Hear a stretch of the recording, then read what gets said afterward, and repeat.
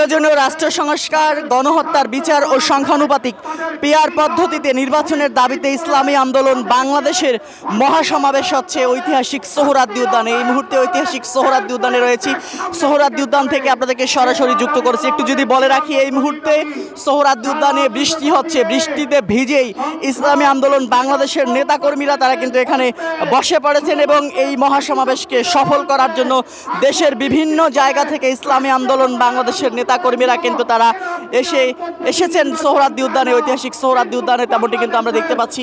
মূল যে সমাবেশের মূল পর্ব সেটি দুপুর 2টা থেকে শুরু হওয়ার কথা থাকলে এর আগেই কিন্তু ইসলামী আন্দোলন বাংলাদেশের নেতাকর্মীরা তারা কিন্তু সোহরাওয়ার্দী উদ্যানে আসতে শুরু করেছেন এবং 10টা থেকে সকাল 10টা থেকে আমরা যতদূর জেনেছি সকাল 10টা থেকে কোরআন তেলাওয়াতের মধ্যে দিয়ে এই সমাবেশটি শুরু হয়েছে।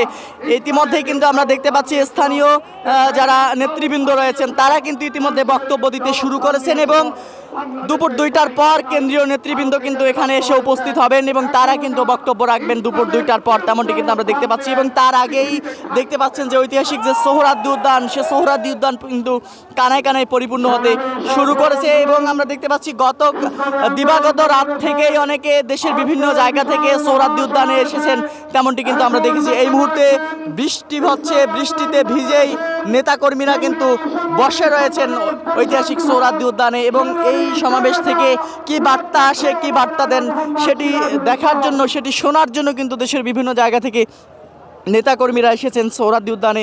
ইসলামী আন্দোলন বাংলাদেশের নেতাকর্মীরা, তেমনটি কিন্তু আমরা দেখছি। একটু যদি কথা বলি, কোন জায়গা থেকে এসেছেন? ঝিনাইদহ থেকে। কখন এসেছেন? সকালে ফজর। আজকে আপনাদের সমাবেশ থেকে কি বার্তা থাকবে, কি জানান দেবেন এখান থেকে? এখান থেকে মূলত কি বার্তা থাকবে আপনাদের?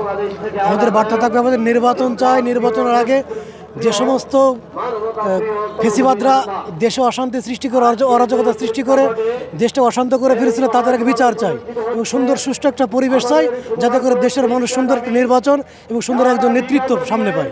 কোন জায়গা থেকে এসেছেন? ঝিনাইদহ ষোলকুপা। কখন বের হয়েছেন? আমরা গতকাল ঈশার নামাজ পড়ে বের হয়েছি। আমরা ঝিনাইদহ থেকে এসেছি।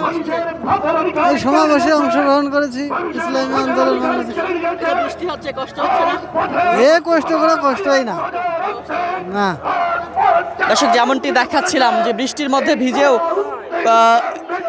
ইসলামী আন্দোলন বাংলাদেশের নেতাকর্মীরা তারা কিন্তু এখানে বসে পড়েছেন, তেমনটি কিন্তু আমরা দেখতে পাচ্ছি এবং তারা বলছেন যে বৃষ্টি, রোদ, গরম যে কোনো কিছুকে সহ্য করে তারা এখানে অবস্থান করবেন, তেমনটি কিন্তু আমরা দেখেছি। আঙ্কেল, আপনি কোথা থেকে এসেছেন? আমি সরকার থেকে আসছি। কেন এসেছেন?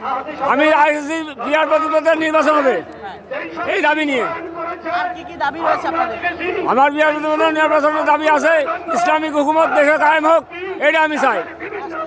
কখন বের হয়েছেন? আমি বের হয়েছি আগামীকাল, গতকাল। দর্শক, যেমনটি দেখাচ্ছিলাম যে বৃষ্টিতে ভিজেই ইসলামী আন্দোলন বাংলাদেশের নেতাকর্মীরা কিন্তু সোহরাওয়ার্দী উদ্যানে রয়েছেন এবং মূল যে পর্ব সেটি 2টা থেকে শুরু হবে, দুপুর 2টা থেকে শুরু হবে। তার আগেই দেশের বিভিন্ন জায়গা থেকে নেতাকর্মীরা এসেছেন। তো এই ছিল এখন পর্যন্ত ইসলামী আন্দোলন বাংলাদেশের যে মহাসমাবেশ হচ্ছে ঐতিহাসিক সোহরাওয়ার্দী উদ্যানে, সে মহাসমাবেশের সর্বশেষ পরিস্থিতি। পরবর্তীতে আমরা আবারও আপনাদের সঙ্গে যুক্ত হব, ততক্ষণ আমাদের সঙ্গে থাকুন।